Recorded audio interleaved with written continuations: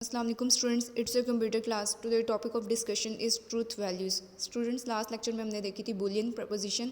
आपको Boolean preposition की पहचान होगी। देन हम देखते हैं कि ये अगर कोई बूलियन प्रपोजिशन हो तो हम उसको ट्रू या फॉल्स में कैसे आंसर करते हैं। ठीक है, every proposition take one of the two values, true और फॉल्स। हर प्रपोजिशन को या तो वो ट्रू होती है या फॉल्स होती है। और लास्ट लेक्चर में मैंने आपको बताया था अगर ट्रू हो तो उसको हम 1 से भी रिप्रेजेंट कर सकते हैं, अगर फॉल्स हो तो उसको 0 से भी रिप्रेजेंट कर सकते हैं। तो कह रहे हैं कि ये जो वैल्यू है ट्रू और फॉल्स, इसको कहा जाता है ट्रूथ वैल्यूज़। ठीक है स्टूडेंट्स, आपको एमसीक्यूज़ में भी आप ये पूछ सकते हैं कि ट्रूथ वैल्यूज़ किन्हें कहा जाता है, ट्रू या फॉल्स को, या 1 और 2 को भी कहा जाता है। ठीक है, अब ये डिपेंड करता है कि values is given on the basis of truthfulness और फॉल्सिटी ऑफ द प्रपोजिशन। अब यहाँ तो वो ट्रू होती है या फिर फॉल्स होती है। जैसे यहाँ पे इन्होंने एग्जांपल दी है, assume P equal to Islamabad is the capital of Pakistan. अब इन्होंने Islamabad is the capital of Pakistan, ये इन्होंने साइन कर दिया इसको वैल्यू पी। ठीक है, अब हम सब लोग जानते हैं कि पाकिस्तान का जो कैपिटल है वो है इस्लामाबाद, तो इसकी ट्रूथ वैल्यू क्या होगी, ये ट्रू। ठीक है, आप टी भी लिख सकते हैं या फिर 1 भी लिख सकते हैं।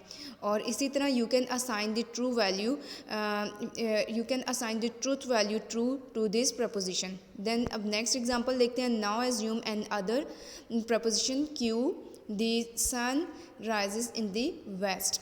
अब सन राइज करता वेस्ट में तो नहीं करता। ठीक है, तो इसकी क्या प्रपोजिशन का आंसर क्या होगा, फॉल्स।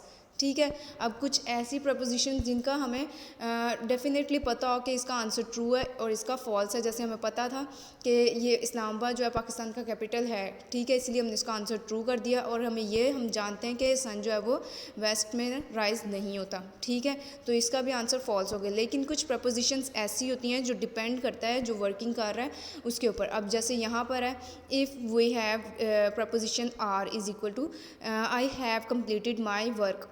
अब ये डिपेंड करता है कि जो लिख रहा है, ठीक है, उसने काम कंप्लीट किया है या नहीं। ठीक है, तो ये उस पर डिपेंड करता है। ठीक है, then the truth value depend on the person who is assigning it. अब जिसने ये असाइन किया है ये डिपेंड करता है कि उसने वर्किंग की है, अपना काम कंप्लीट किया है या नहीं। ठीक है, सिचुएशन पे डिपेंड करता है। तो if a person has completed his homework then can assign truth value, otherwise false. अगर उसने कंप्लीट कर लिया होगा तो वो इसको ट्रू वैल्यू साइन कर देगा, टी लिख देगा। ठीक है, ट्रू भी लिख सकता है, टी भी लिख सकता है और 1 भी लिख सकता है। और अगर उसने कंप्लीट नहीं किया तो वो इसको फॉल्स भी लिख सकता है। ठीक है, फॉल्स, एफ या फिर 0 भी लिख सकता है।